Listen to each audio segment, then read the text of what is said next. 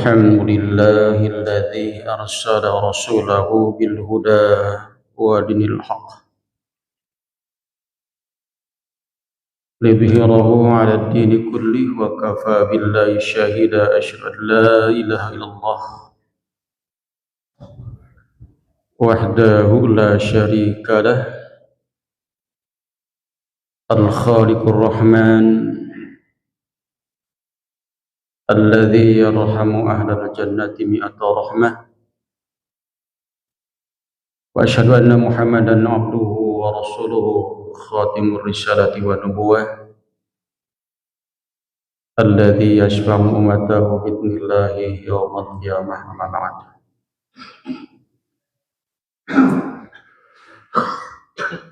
وقال الله تبارك وتعالى في القرآن الكريم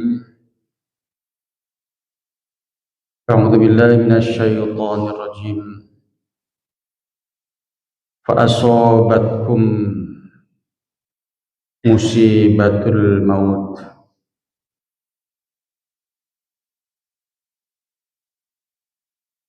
bersyukur kepada Allah Subhanahu wa taala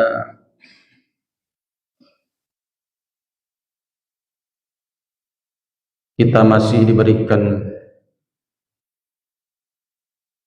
kesempatan untuk menikmati kehidupan dunia ini,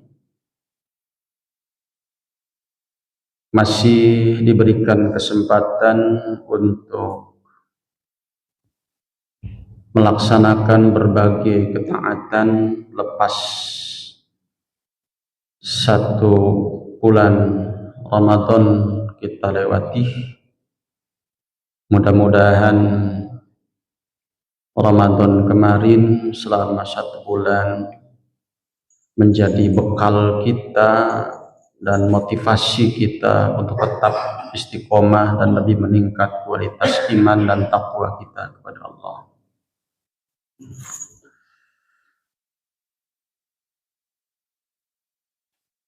Di dalam rukun iman yang sudah dirumuskan oleh para ulama, iman kepada Allah, iman kepada malaikat, kitab-kitab, rasul-rasul, hari kiamat, qada dan qadar, baik dan buruknya. Berkaitan dengan as-sa'ah yaumul qiyamah, maka mengingat kepada kematian adalah wujud daripada buah keimanan kita akan adanya hari kiamat. Kenapa mengingat kematian sebagai wujud daripada buah iman kita untuk mengimani rukun iman, yakni diantaranya hari kiamat itu? Karena kematian adalah kiamat. Ada kiamat kubro, ada kiamat sugro. Kiamat kubro, kiamat besar, seluruh kehidupan ini hancur, mati, binasa semuanya. Kiamat sugro diantaranya adalah berupa kematian setiap kita, itu juga kiamat. Bahasa kitanya kalau sudah mati tamatlah riwayatnya.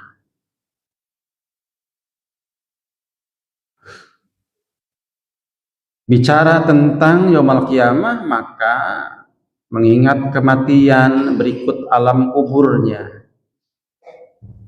berikut padang mahsyarnya, bahkan berikut tanda-tanda besar daripada kiamat, adalah bagian daripada wujud iman kita kepada hari kiamat.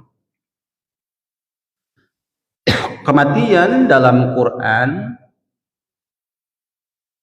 begitu banyak Allah sebut dengan sebutan yang berbeda-beda.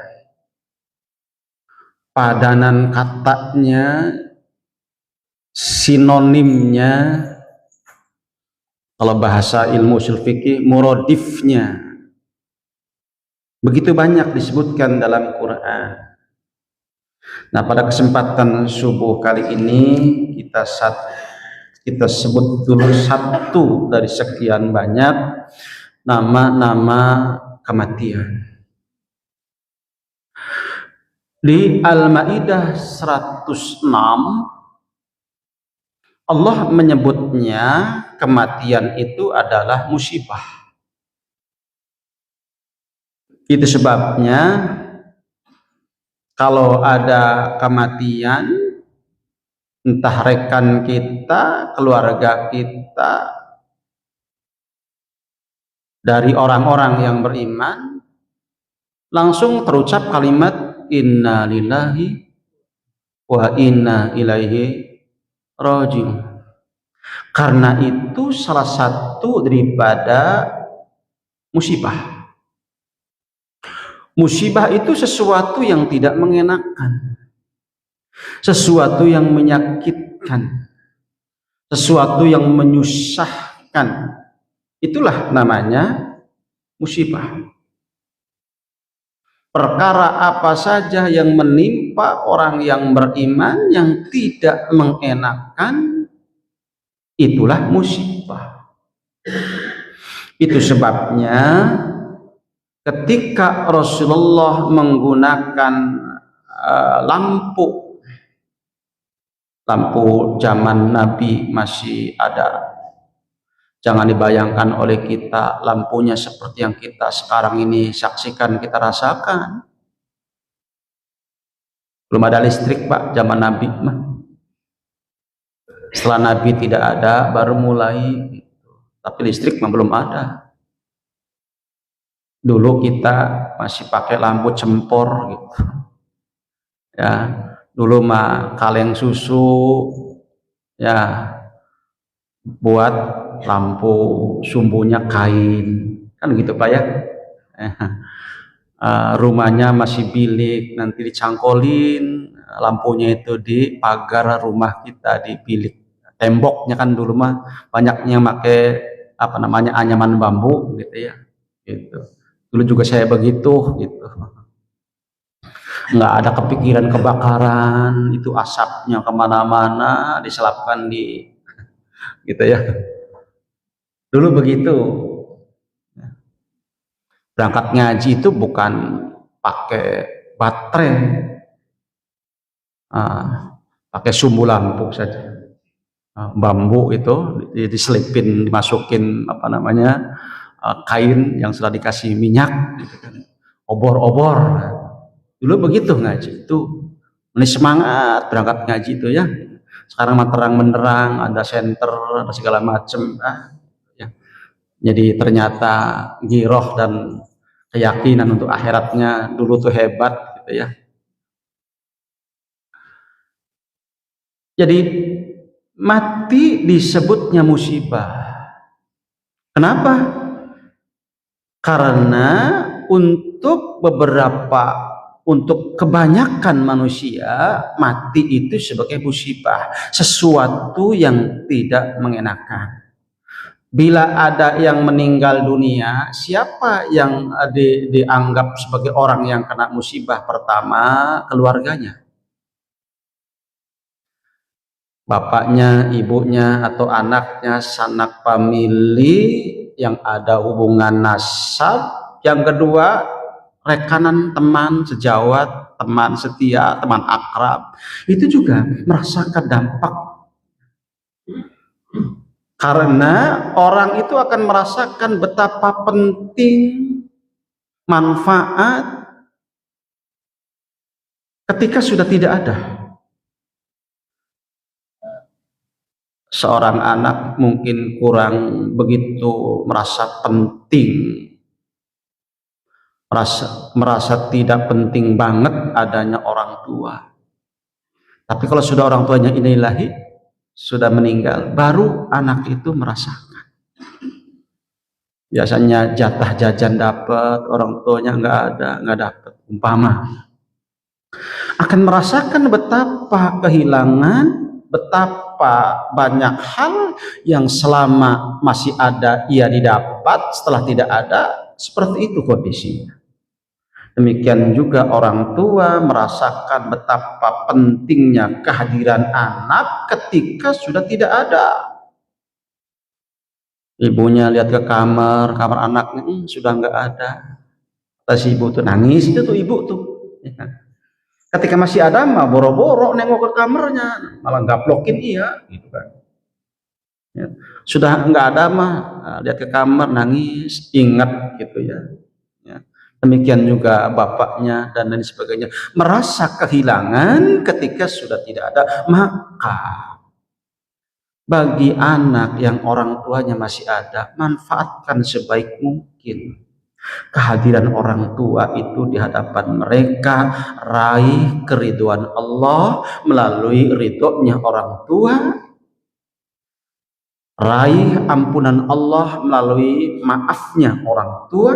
Gunakan sebaik mungkin, manfaatkan sebaik mungkin mumpung orang tua masih ada, sebab kalau sudah tidak ada akan merasakan betapa menyesal dan pentingnya keberadaan orang tua itu.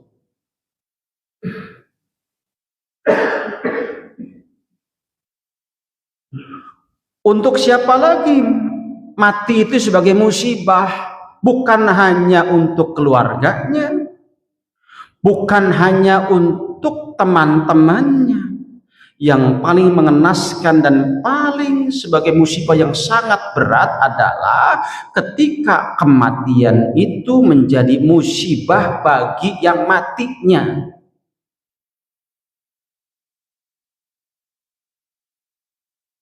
Yang mendapatkan sesuatu yang tidak mengenakan, menyakitkan, memberatkan, bukan hanya keluarga yang ditinggal, bukan hanya teman yang ditinggal, tapi juga bagi yang mati itu sendiri sebagai musibah kalau matinya dalam kelalaian kepada Allah.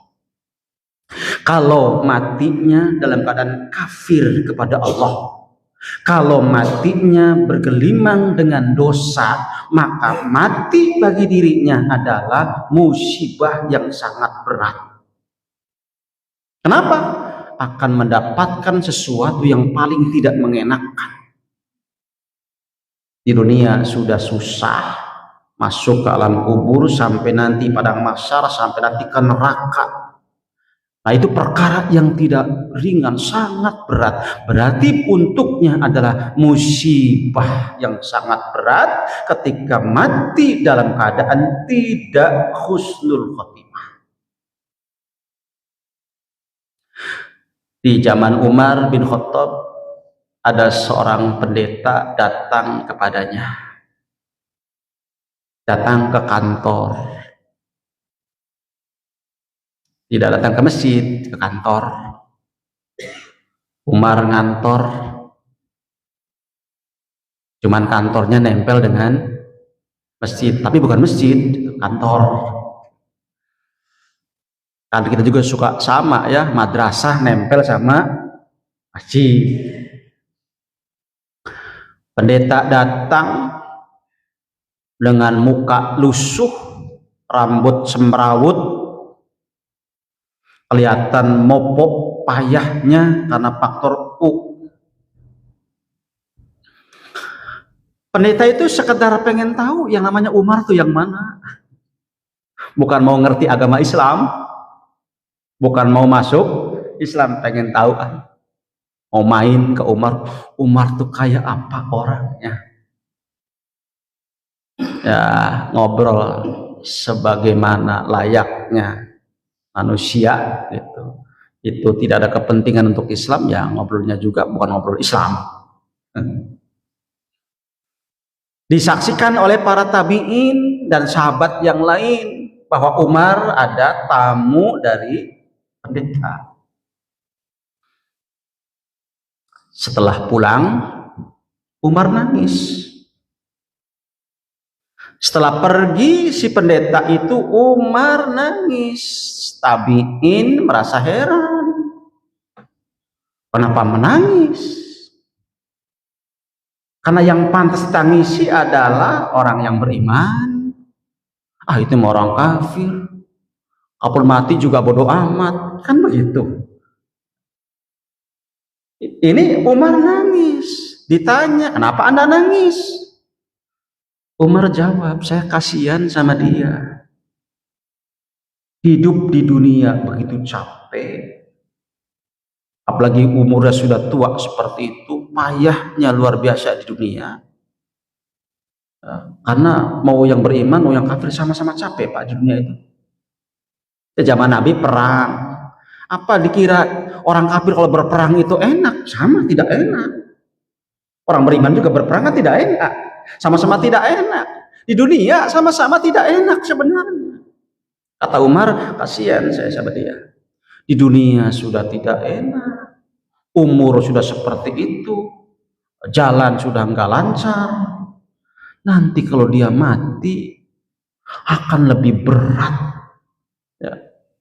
Beban selanjutnya yaitu masuk ke nerakanya Allah. Saya kasihan sebenarnya. Nah itu. Jadi sudah di dunia capek, tambah mati, kemudian musibah yang lebih berat lagi untuknya karena ia mati dalam keadaan tidak beriman kepada Allah. Itu yang dimaksud dengan musibah. Bahwa mati dikatakan sebagai musibah. Tinggal masalahnya kalau kita nanti meninggal dunia, apakah husnul khotimah atau tidak? Alhamdulillah ketika husnul khotimah berarti bukan musibah buat kita kematian itu. Tapi kalau matinya dalam keadaan ghaflah, lalai kepada Allah, penuh dengan kedurhakaan, maksiat, apalagi pindah agama, maka di situ kematian sebagai musibah yang sangat berat karena akan mendapatkan kepahitan, penderitaan, adab, hukuman yang tidak ringan. Maka kata Rasulullah, setiap orang itu akan dibangkitkan berdasarkan ala makana yamut, berdasarkan bagaimana sebelum ia matinya. Sebelum mati orang itu bagaimana? Taat atau tidak? Lalu kemudian mati dalam keadaan ketaatan pada Allah, maka husnul khotimah. Maka yaumul qiyamah akan dibangkitkan meraih keberuntungan, maghfirah, rahmat, karena sebelum matinya atau selama hidupnya ia taat kepada Allah sampai akhir hayatnya. Maka jangan sampai nanti kematian kita sebagai musibah untuk kita, untuk keluarga jadi musibah karena tidak ada yang ingin ditinggal oleh keluarganya. Untuk yang ditinggal ya pasti musibah, merasakan susahnya, sedihnya, sakitnya ditinggal oleh almarhum.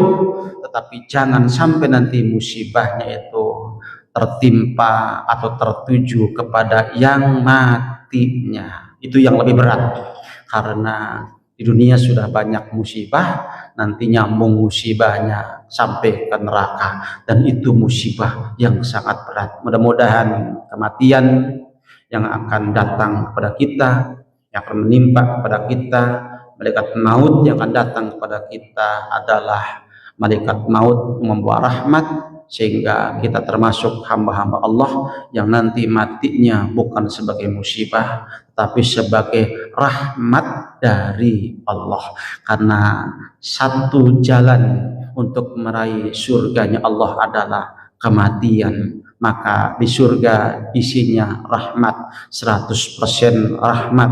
Maka Allah matikan orang beriman agar dapat rahmat Allah, bukan dapat azab dari Allah. Makanya di situ pentingnya kita beriman kepada Allah agar langkah kita tetap terjaga, agar nanti pada akhirnya kita husnul khotimah dengan segala amal-amal soleh dan doa-doa kita yang tak putus kita lakukan, agar nanti dapat rahmat Allah Subhanahu wa ta'ala dan kematiannya sebagai jalan untuk meraih maghfirah, rahmat keridhaan surganya Allah Subhanahu wa ta'ala. Allahumma ighfir lana warhamna wa tub alaina innaka antat tawwabur rahim. Allahumma rabbana atina fid dunya hasanah wa fil akhirati hasanah wa qina adzabannar. Wassalamualaikum warahmatullahi wabarakatuh.